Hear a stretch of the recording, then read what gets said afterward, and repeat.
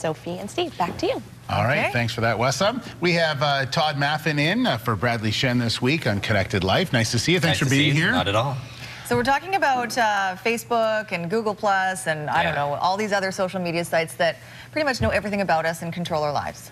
yes, absolutely. Yeah, well, thanks for letting me be here. It's end of story. Yeah, exactly. Well, talk about that. I mean, we do put a tremendous amount of information. I'm still surprised how many people on Facebook put their phone number, address, all that kind of stuff. And that's all controlled by people like Facebook. Well, absolutely, and I mean that's why Mark Zuckerberg, the guy that runs it, is a genius and a multi-billionaire. He's convinced us to do all this. Part of the challenge, though, is that we have to, I think, understand that there are some security risks when you do that. And I'm not talking about just the stuff that a lot of people talk about, which is, well, gosh, my phone number will get out there. Because, in fact, the reality is Facebook's really easy to lock your information down. In the privacy settings, you can say, I don't want anyone to see anything about me. You can still list it, all of your friends, all of your phone numbers, and restrict it to a small group. So the whole media sort of talk about, well, it's really dangerous to have that stuff out there is not necessarily true if you lock it down. Here's the problem, though. When you go to other websites, let's say Gawker.com, there are these ways that you can log in.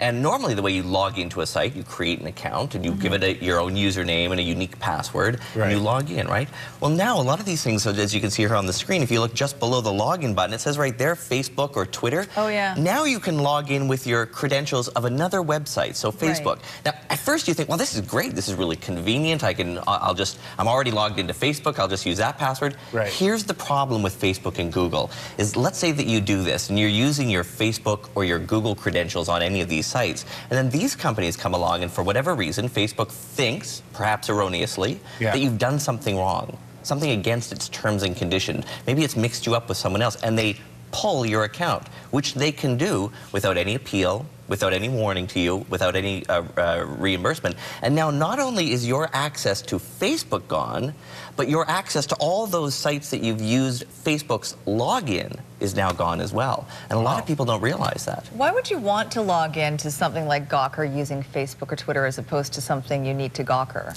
They do it, well, two reasons. One is it's a lot easier for people, right? Because if they're already logged into Facebook, if they've already been doing something on Facebook, many times they go to these websites, Airbnb is another one, where it says, oh, wait a minute, I see that you're already on Facebook. Well, we'll just use your credentials there. So it's set up as kind of a convenience. But here's the other problem, is that some websites don't give you a choice.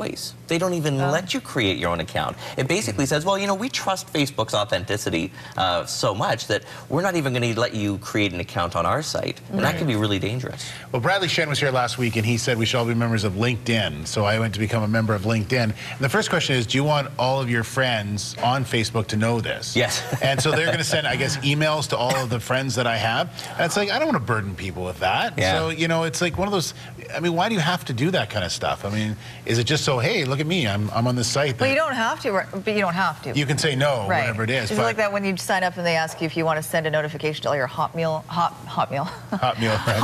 friends. Somebody's hungry. That's true.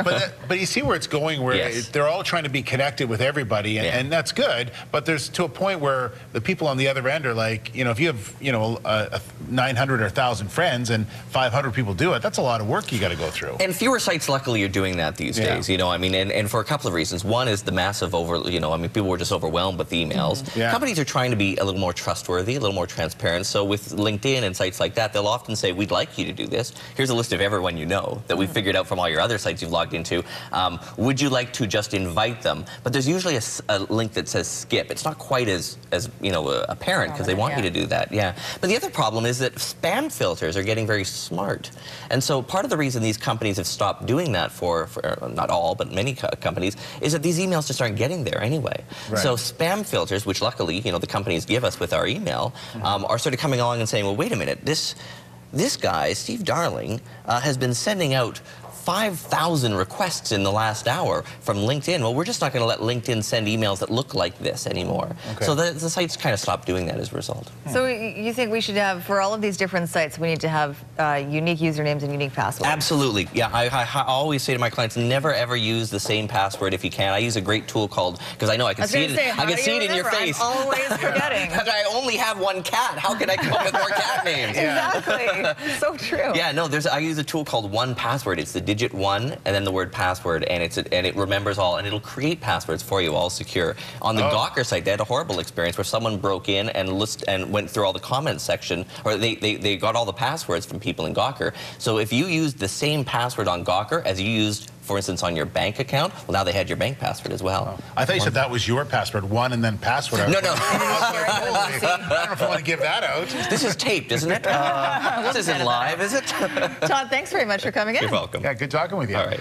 All right, let's head over to, get some more details. ToddMaffin.com is where you can get in touch with him, and I'll see he's on Twitter and he's probably on Facebook too, but... Sadly, yes. He's everywhere. All right.